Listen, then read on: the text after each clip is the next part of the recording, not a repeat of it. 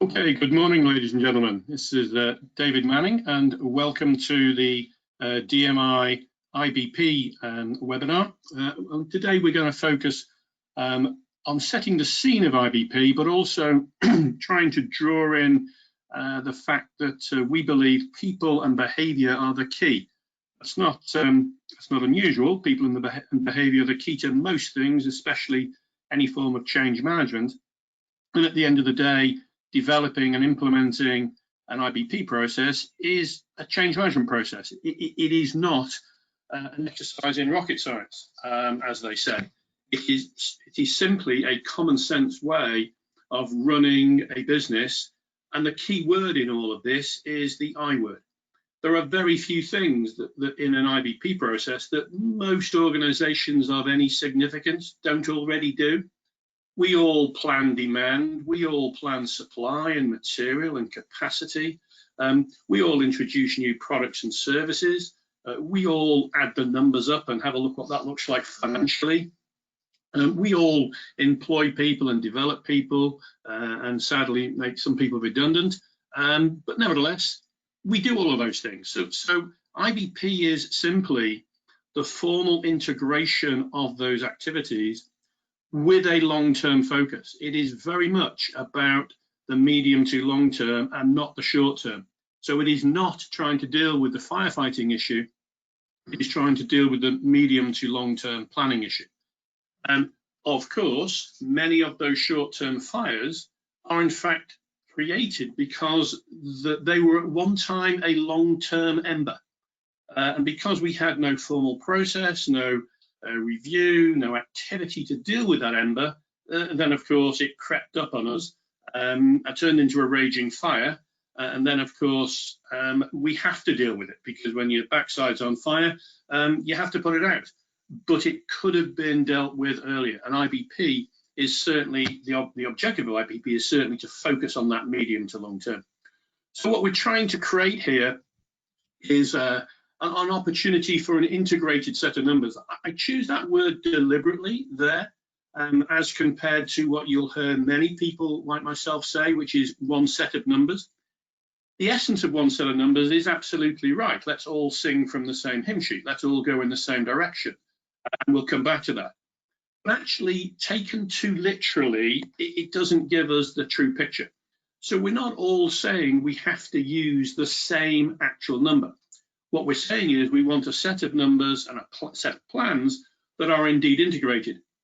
So from a financial perspective, I'm almost certainly going to look at those numbers, those plans, in a financial unit of measure, dollars or euro or pounds. From a supply perspective, I'm going to look at it in terms of capacity, which should probably be in some form of hours or unit of measure associated to capacity.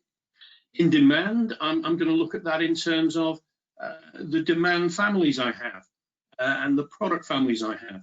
Notice I've introduced a word there as well. IBP is not operated at an SKU level of detail. So it is long term, but it also is at an aggregate level of information. So the integration of those numbers, we want to be able to see those things in different ways. However, they almost have their basis in the same plan. And the reason for that is if I force, let's say I force demand to talk and communicate in terms of capacity, then I will get a less good conversation from demand, because they understand their demand not in capacity terms, but in product terms or customer terms or market terms or market sector terms or channel terms. Equally, if I ask manufacturing and capacity to think in terms and communicate in terms of demand families, then they, or customers, let's say, they don't really care very often who's going to buy it. What they care about is how much capacity that will consume and what materials they require, etc.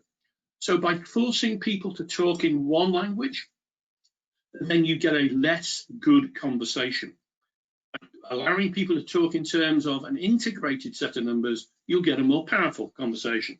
And the key here is a more powerful conversation. And what we also want, and we'll come back to this a little bit later, is one team.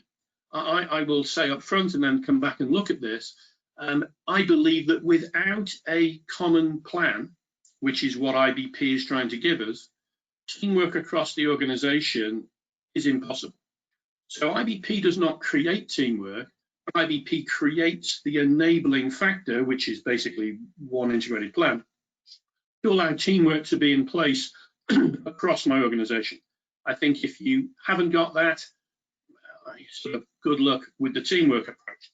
So in overall model terms, this is the DMI integrated business excellence model, and it of course picks up IBP, but basically, just going through this very briefly, it's a top to bottom and side to side model. So from a side to side perspective, from a supply chain end to end perspective, we're starting with product, and we want to manage that product and services portfolio. We're starting with moving across to demand, customer demand, forecasting, customer orders, etc. And we're moving across to supply chain. And supply chain, we're referring here to raw materials, suppliers, and indeed the factory itself, and indeed in warehousing and distribution. So the integrated process across the middle is really the end-to-end supply chain. And below each of those columns would fit the more detailed processes. For example, in demand, you'd expect to see forecasting, detailed forecasting, or customer order entry and management, abnormal demand. In portfolio, you'd expect to see project management, staging case, etc. And in supply chain, you'd expect to see MRP and capacity planning and master scheduling and supply chain planning, etc. All of those things are detailed processes. IBP is not trying to manage the detail. It is trying to manage at family level those broad sectors and sections of the supply chain. So portfolio, customer, and management, supply chain management. Looking above, however, the objective of IBP is to be a strategic objective. To have a strategic objective. So in other words, IBP is no longer, if it ever was, purely a supply chain process. It is the process through which we will execute the strategy and strategic business objectives and the vision of our organization. Hence the sort of words above. So we take a vision stroke mission, we turn that into a set of strategic business objectives. The job of IBP is to execute those strategic business objectives. It is not to create them. It may provide feedback for sure, but the strategic planning process needs to come up with whatever our strategies are for our organization. If you think about many organizations who have perhaps an annual, possibly more often, but an annual strategic planning process, where basically what happens is we go away and we review our strategy and we come up with a new strategy or confirm the old one. If I ask you to think cynically, and I'm allowed to think cynically in my job, but if I ask you to think cynically, what very often happens to those strategic business objectives or strategies when we get back to the business? And in my view, they're very often put on a shelf marked strategic plan, pulled out the next time we review it, which is probably next year, and we have words like, that was really good, that we should have done that. Let's do it next year. If there is no process that on a monthly basis checks into that strategy and executes that strategy, then I don't believe we should be at all surprised when that strategy is not executed. And that's the role IBP is playing. At the end of the day, all of those numbers need to come together in a financial consequences. And the second or third biggest thing that IBP is trying to focus upon is gap closing recommendations. So IBP is not a communication process. It is not an update process. It is not a review process. It's a process that identifies gaps, looks at the options to close those gaps, and makes recommendations for the senior team, each of the various reviews that we're going to look at in a moment, to make decisions on. Now, when I mention the word gap, we very often do two things. We very often think well, that's talking financial gap, and very often we think negative. So the budget was 100 and the current plan says 90, we've got a 10 million or 10 whatever gap. That negative gap is for sure. We need to see it. But it's not just money. It could be a gap in financials, as we've just said. It could be revenue, it could be profit, it could be gross margin. It could be in capacity. It could be in product.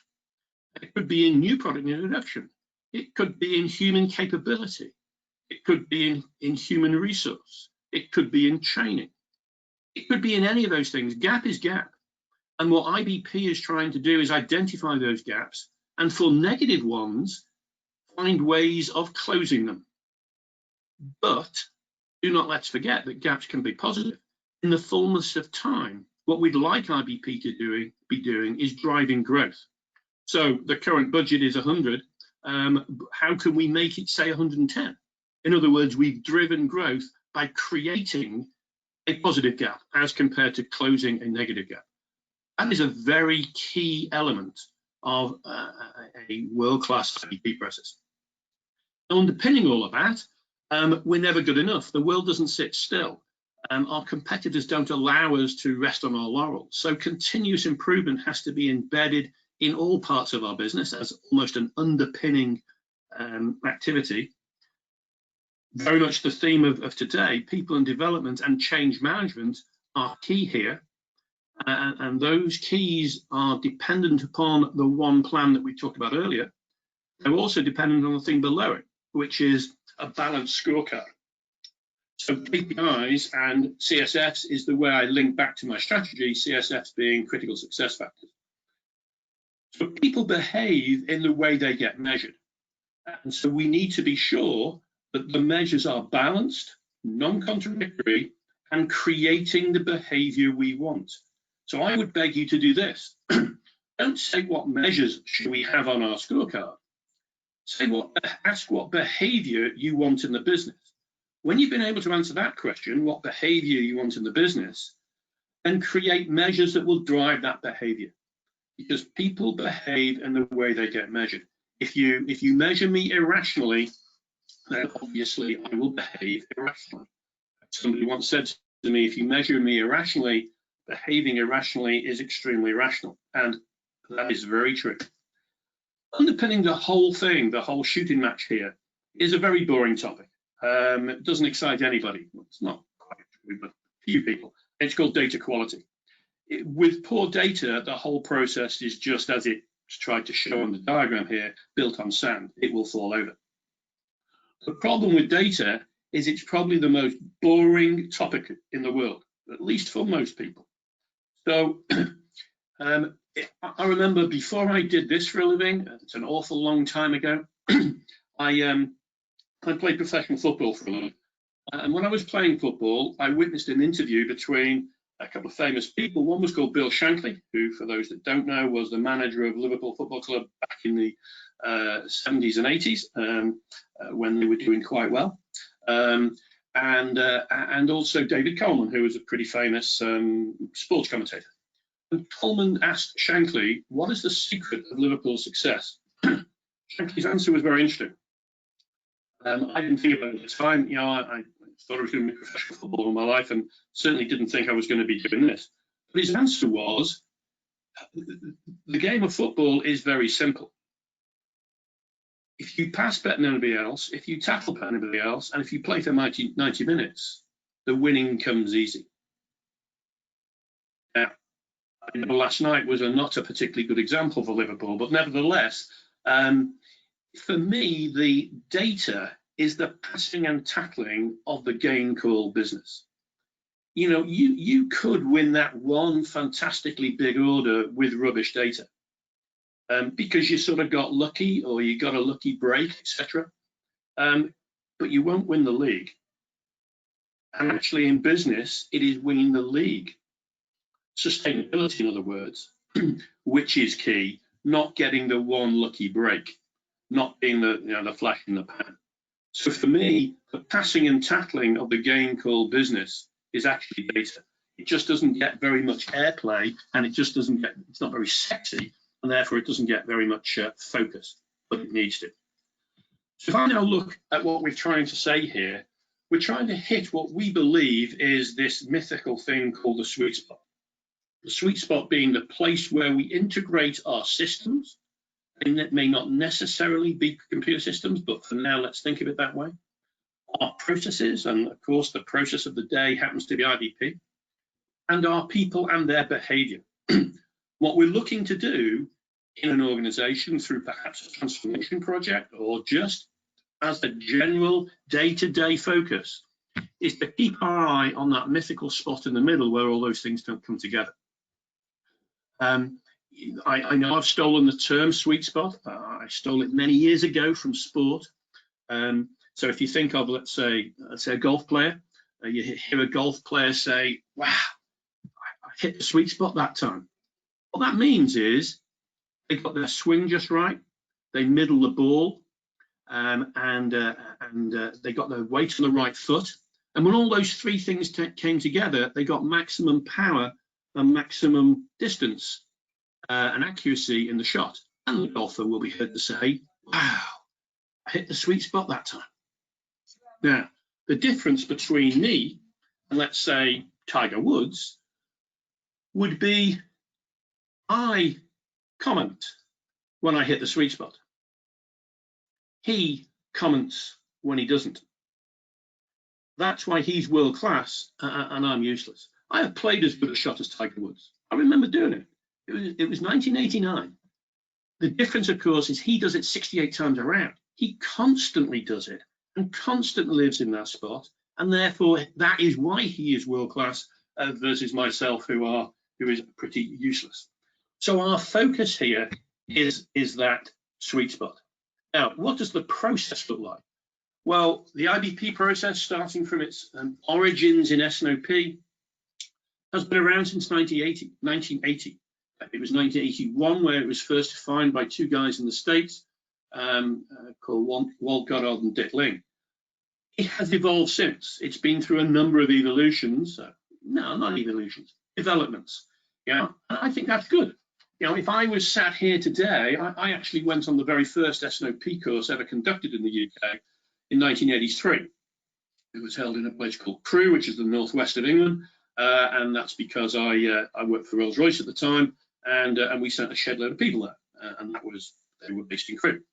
If I think back to what I listened to in 1983, and compare that to what we're talking about here today, it's chalk and cheese. You know, it has evolved enormously, and I'm pretty proud to say that, frankly. If I was sat here saying, you know, what I'm telling you now I learned in 1983, and I believe in continuous improvement, that would be somewhat of a contradiction in terms, wouldn't it? Now, we have learned, I have learned, practitioners have learned, and the latest view of what you see on here is the DMI latest model. And people refer to IBP and have done through the early 2000s and 90s as the 5-step process. You'll see I've taken that still further. Some of it is the same. Some of it, I believe, is an advancement. So the starting point here is portfolio review.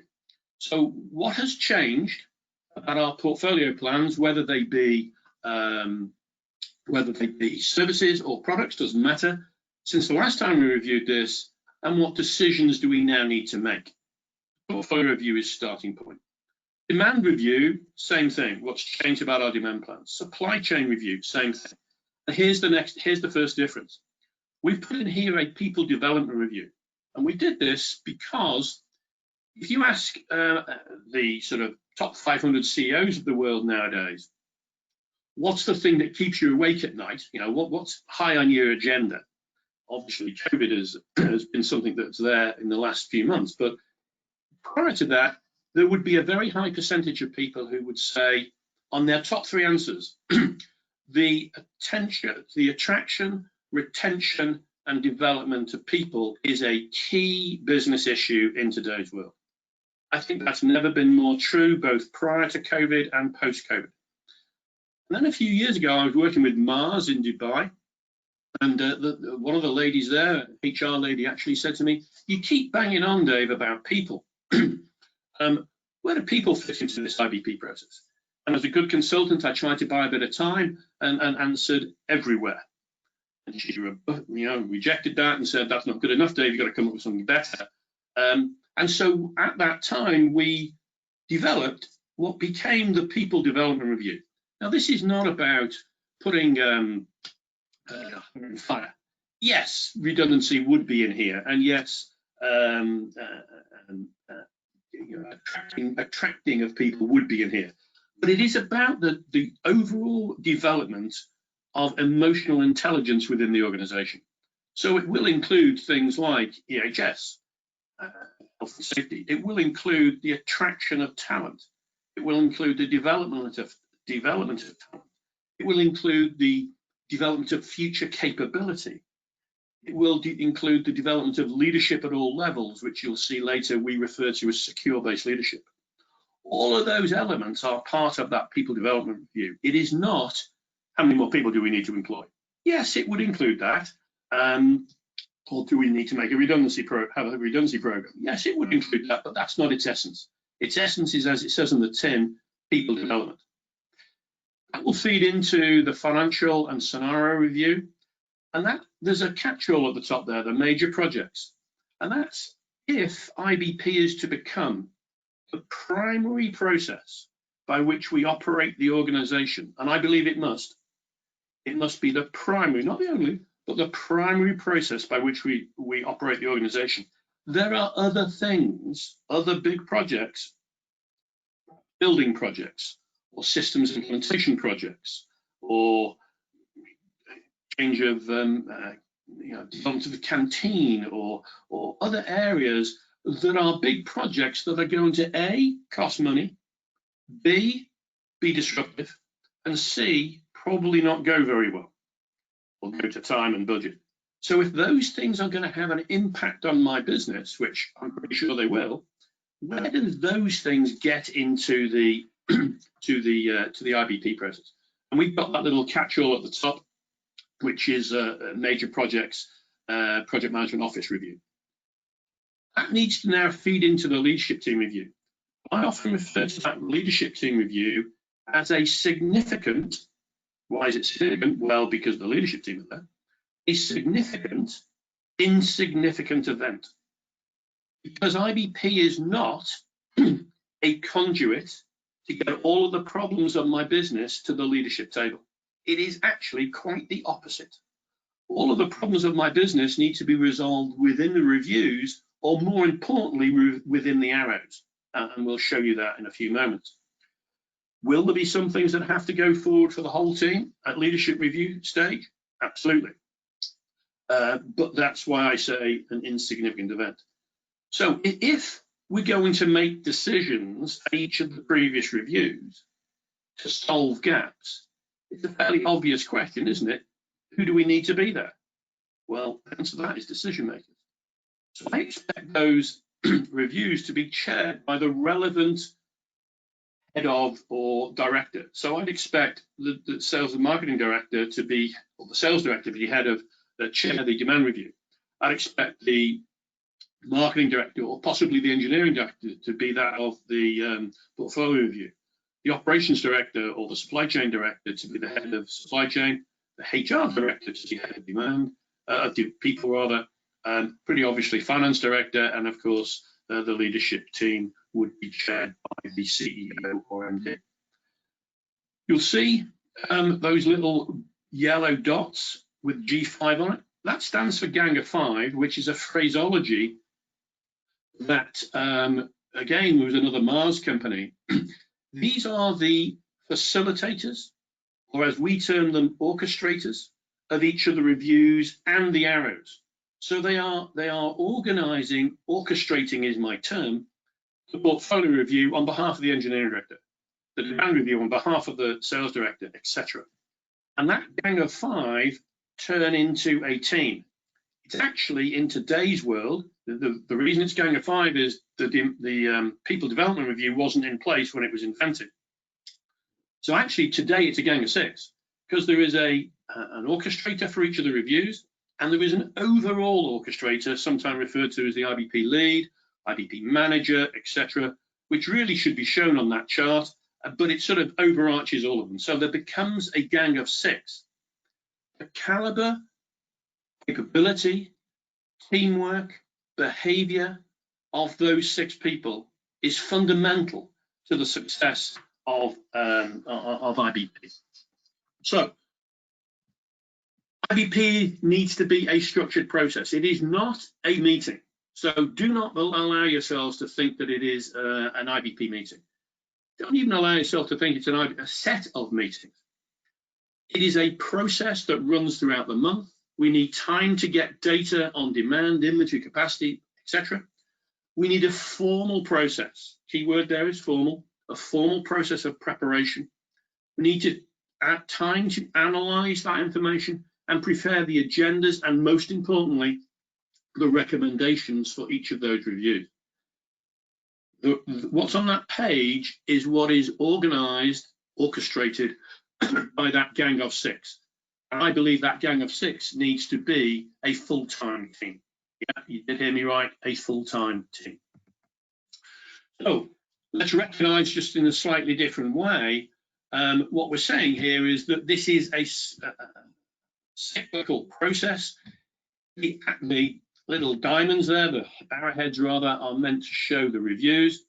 The real work is done through the cycle of the monthly process. So in other words, we're not doing IBP on IBP day, we're doing IBP 24/7, 365 days a year. Showing that in a bit more detail, it is really about the continuous management of change, gap closing, decisions on gap closing, with one integrated plan. So decisions on gap closing, remember that could be negative and positive, hopefully positive. A word that was invented, and I'm a bit sorry I invented this word now, but nevertheless I did, and that is that what we're seeing through those cycles is what we now refer to as the churn. So in other words, the gang of 6 are churning constantly to close gaps, come up with recommendations, integrate the plan. But those 6 don't have to know the answers to world peace and starvation. In other words, they don't have to solve everything, but they have to know somebody who can. So as they go through that churn, they will be involving other key people within the business process. And if we're making decisions within the process, as long as it is formal, documented, and agreed as part of the formal process, that's perfectly okay. Some decisions will need to go to each of those reviews, and ultimately some decisions will need to go to the leadership team review, but not all. The churn is a very, very key part of a best practice IBP process today. So gang of 5/6, it was Mars in Russia who came up with the name of gang of 5, actually. I've just, because I identified one, I put the 6 in brackets. What they are key to do is collate the data, we've said that. Put the agendas and recommendations together, we've said that. Discuss and draw out the issues. So they are orchestrating. You can't go back to that word. They're orchestrating. They're not facilitating. They're drawing out the issues to be discussed and decided upon. Yes, they facilitate the meeting and the required decisions. Yes, they do take the outcome and ensure those outcomes are actioned. They link up with the other orchestrators. So one of the best practices I see is if you go back to this diagram here, oops, there. After each of those reviews, my recommendation would be the gang of 6 have a 15-minute calendared get-together to say, look, I've just come out of the demand review. The issues that have come up this month are this, this, and this. I need you to be going to look at that for me so that we can drive the churn. So they are touching base, basically, at the end of each review, just for 15 minutes, but it should be a formal part of the process. So sort of where the little yellow dots are, that for me is the gang of 5/6 meeting after each review. So I go back into here. They retain connection with their functional areas. I think that's a key. I would say that this team should not report to the process lead, the IBP lead. I would say this team should report to their relevant director. But when they come together, and this is one of the behavioural things, they need to act, think, sleep, discuss from a total business perspective, not from a siloed function perspective. So they retain their connection back in the function, but it's not the way they operate and it's not the way they think. That is much more, they're operating as a team, driving the business on behalf of the MD CEO. So objectives of this whole thing, one set of numbers, we said that integrated plans, realism is a key word. Realism, by the way, please look that up in the English dictionary, does not mean easy, does not mean soft, does not mean pathetic, does not mean if we don't ask for more, we won't get as much. It means what it says on the tin, realistic. We want transparency, but go back to the comment I made at the beginning here. Most problems that are now causing our backside to be on fire were at one time long to medium term little embers. Because we didn't deal with them, then they ended up with our backside on fire, and then we had to deal with them. So transparency, visibility key, clear roles and responsibility, efficient, integrated, robust processes to support all of this, cross-functional alignment, that goes back to KPIs, more planning, less firefighting, consistent performance measures that drive the desired behavior. As again, an opener to here, I said that earlier. What behavior do you want? Then figure out what measures you need. Decisions made in a timely and formal manner. Top down and bottom up means that what IBP is really doing here is it is every month looking out over a rolling 24 months and answering the question, what do I expect the future to hold? So I tell myself truth as I know it. This is what IBP is saying about the next 24 months in terms of financials, in terms of capacity, etc. We then compare that to a top-down set of numbers, which is really the strategic plan and the financial budget. The strategic plan and financial budget are ambitious numbers. They're not saying what will happen, they're saying what we would like to happen. The IBP process is saying what will happen, truth as we know it. If truth as we know it and what we would like to happen are the same, yippee, go home and rejoice. However, if they're not the same, and I believe they're never going to be the same, because they're either going to be negative, in which case we've got to find ways of closing that negative gap, or we're going to find ways of making them a positive gap and open that up, as one of my clients once described that, as grasping the opportunity. So there's a behavioural question there, which is truth as we know it. So I'm going to ask you a question now. You don't have to answer me, obviously, but I want you to think about this. In your organisation, is it safe to tell the truth? Or is it safer to tell the boss what they want to hear and beg forgiveness later? Now, I've asked that question of thousands of executives in my 33 years doing this, and nobody has ever said to me, no, I want people to lie to me. Everybody has said to me, yeah, my door's always open, I want to know the truth. And then very often somebody has leant over by my side and said, yeah, the last person that told the truth here doesn't work here anymore. Now that's a sort of extreme example, you know, hire and fire, I'm not saying that, but the last person that told the truth was seen in a negative light. They weren't seen as positive. They didn't get that promotion. Maybe they did get fired. But, so it's not as brutal as perhaps you first think there. But in my belief, in most organizations, it is safer to tell people what they want to hear. And then there'll be plenty of reasons later in the day, later in the year, later in the month, when it wasn't your fault, it didn't happen. And that's a behavior known as victimization. So back in the day, remember British Rail? You know, the definition of on-time arrival of one of their trains was plus or minus 20 minutes. So if it's 19 minutes late, it's on time. Well, in my book, it's late. And then, of course, when it was late, they had a reason for the whole year why it wasn't their fault. Snow on the track. Wrong type of snow on the track.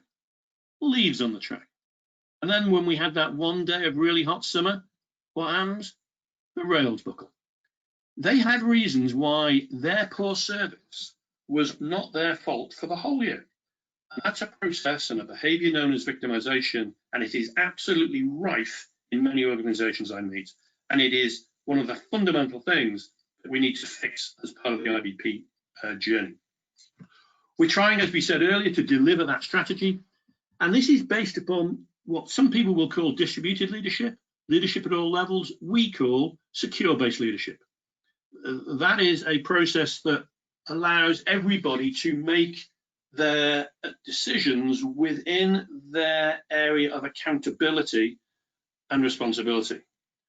Actually, the secure-based leadership phrase comes from rock climbing. If you watch a climber with their partner climbing a rock face and they have a rope belay, the guy at the bottom will let the person climbing the rock make a mistake. They'll let them take their own life. They'll let them go the wrong way.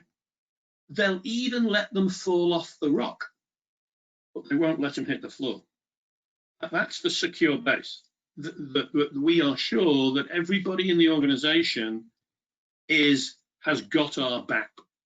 But everybody in the organization isn't trying to make the decision or push the decision. Sorry.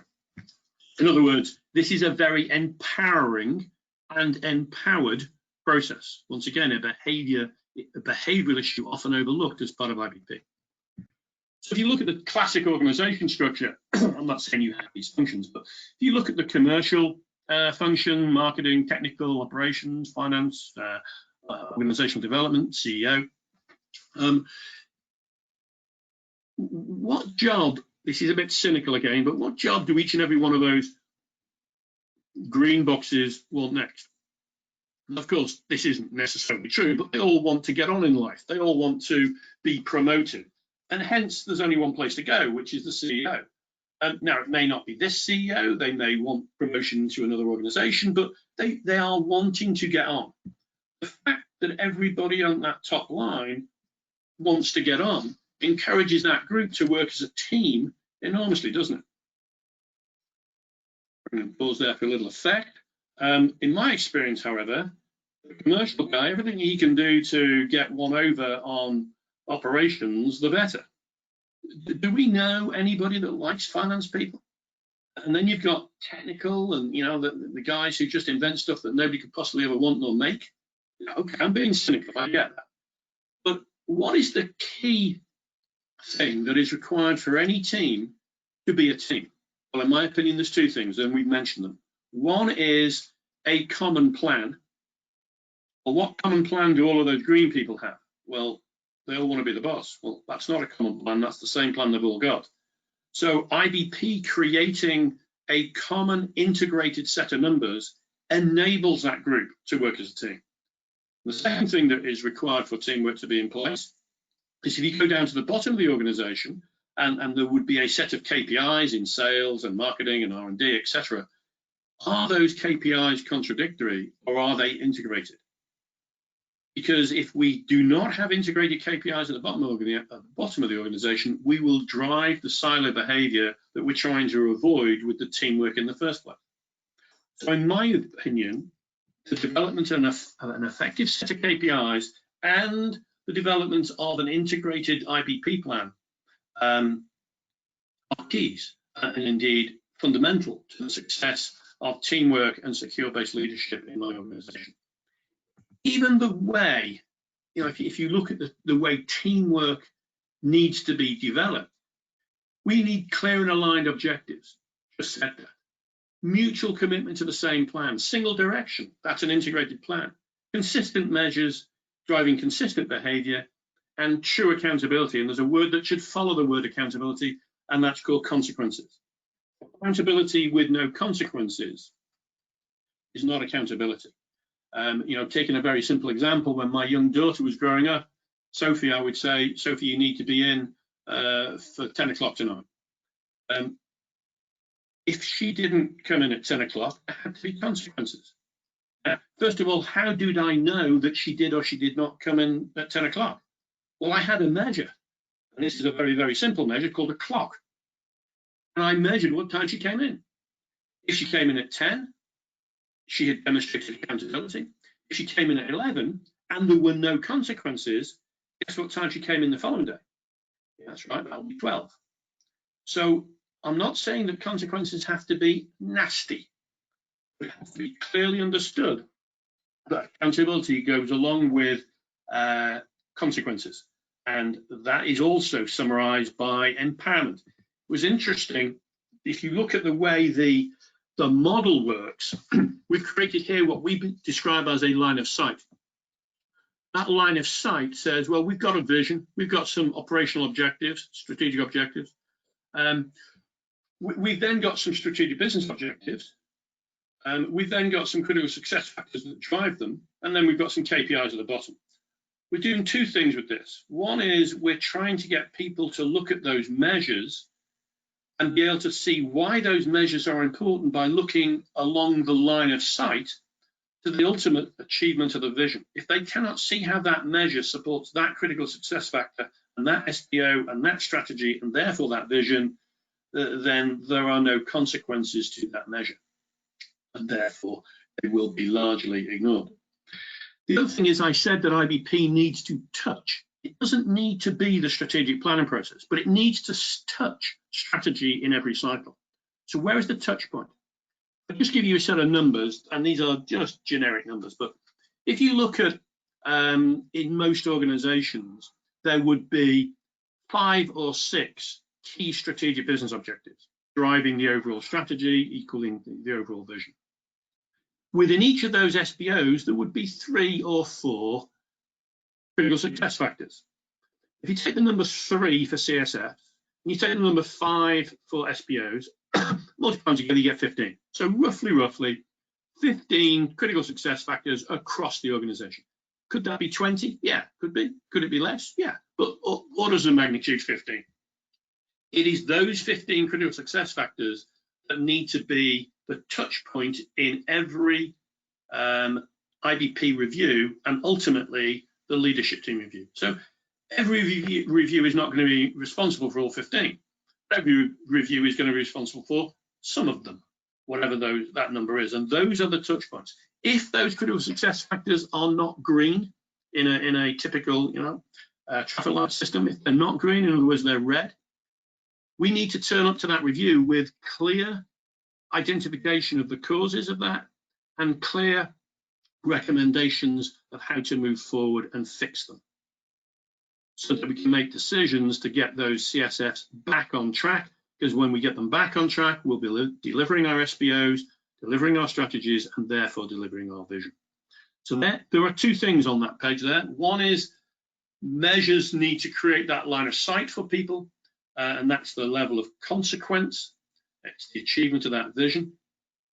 And secondly, the critical success factors are the way we touch the point, touch the strategy with IBP, touch points, I was trying to say, I'm sorry, the touch points with IBP every cycle, every month. So never underestimate, by the way, the power of that vision.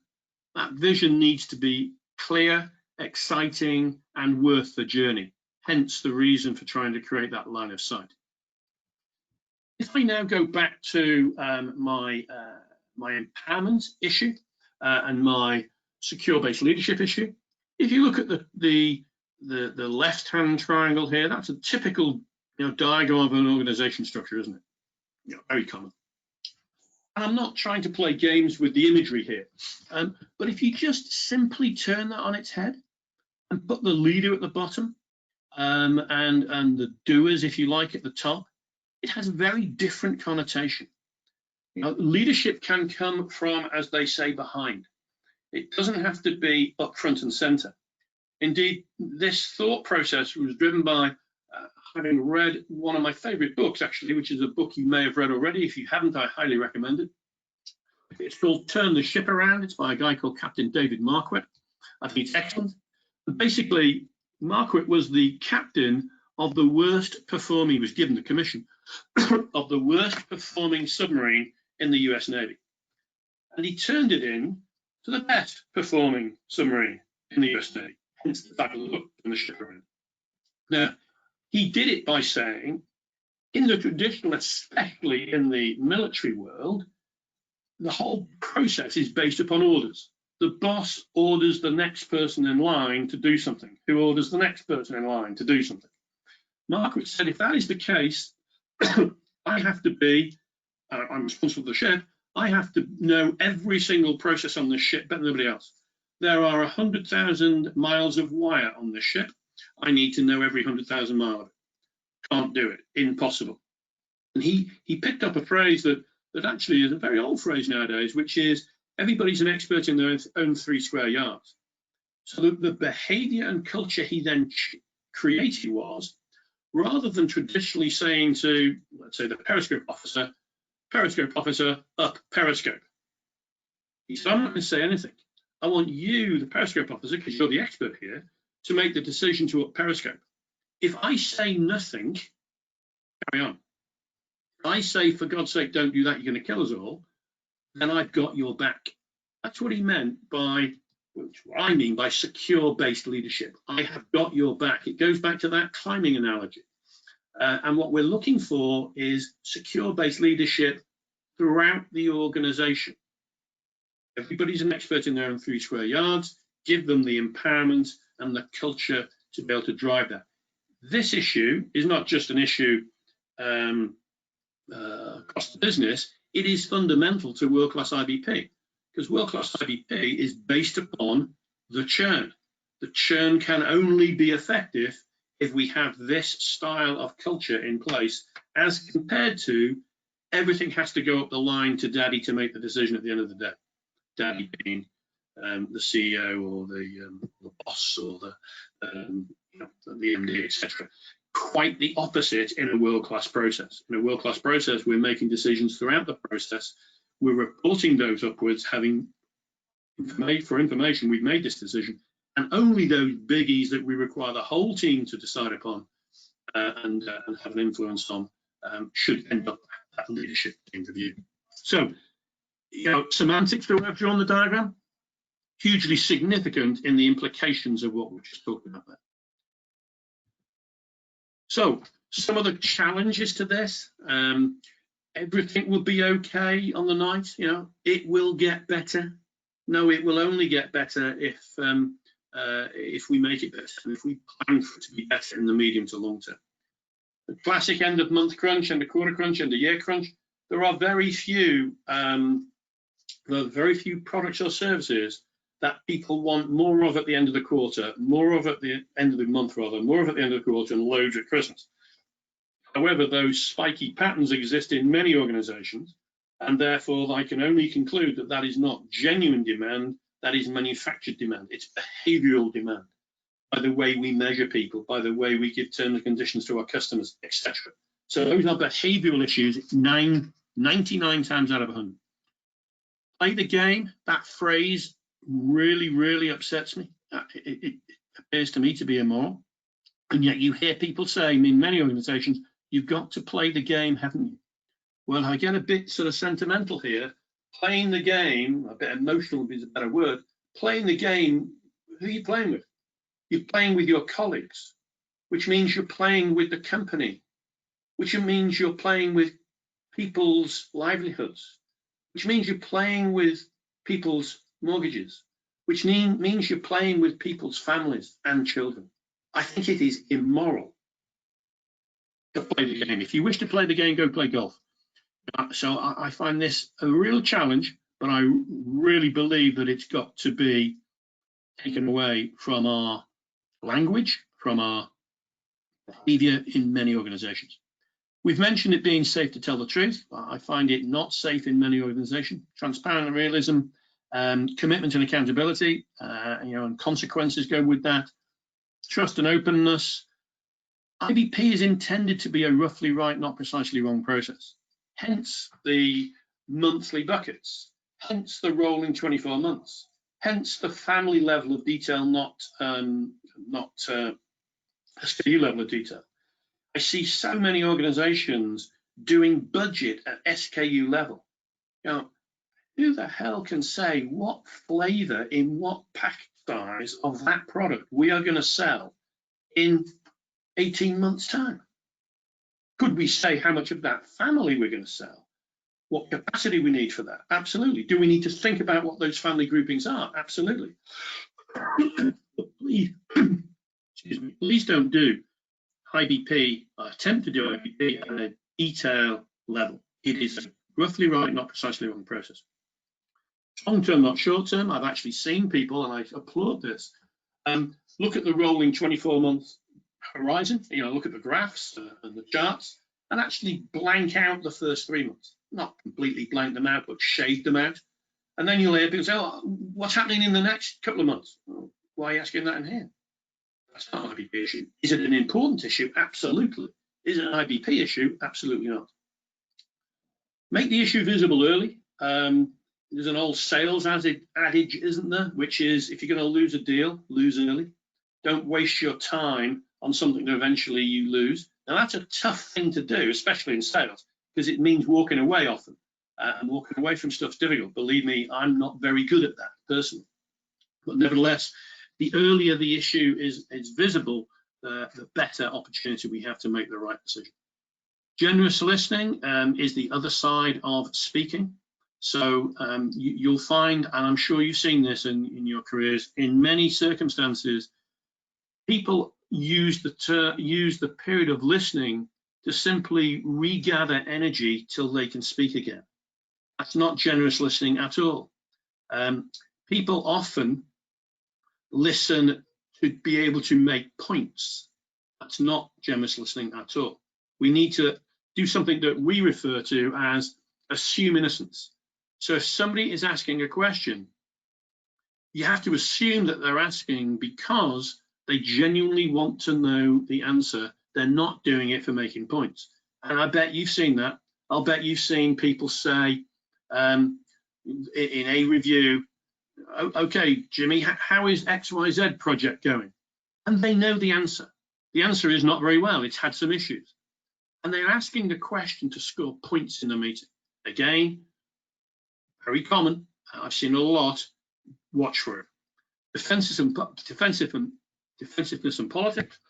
That's some of the challenges, and we just said that. And then that whole discussion about true empowerment and empowerment at all levels in the organization. When you say empowerment, it has to come with accountability, consequences, and responsibility. Otherwise, it's just blowing wind. So bringing this to a conclusion, guys, just allowing a few moments for questions at the end. So this is really trying to illustrate the connectivity that is occurring through IBP from a monthly leadership perspective, connecting that vision and strategy together with the daily tactics and execution. Most organizations do the top stuff, the green circle. Everybody has to do the tactical stuff. How well do we connect the two together is the challenge for IBP. So, summary, communicated to everybody and support by facts and opinions, clear focus on execution, integrated set of numbers, integrated processes, not functional practice. The churn supports that. Balanced scorecard that drives the behavior we want, not the behavior we'll get. Integration of all business processes from top to bottom and side to side. Teamwork in pursuit of a common objective, the common plan created through IBP. A process for managing change. Things don't stay the same. Goodness only knows what COVID is doing to us. And focus on real delivery of what matters in the world, which is customer service and shareholder value. So guys, thank you very much for taking the time to listen to this webinar. I hope you have found it useful. We've had no previous questions presented to us, but if anybody has any questions now, I think we should be able to get those out, and I'll attempt to answer them. So over to you for the last 5 minutes, chaps.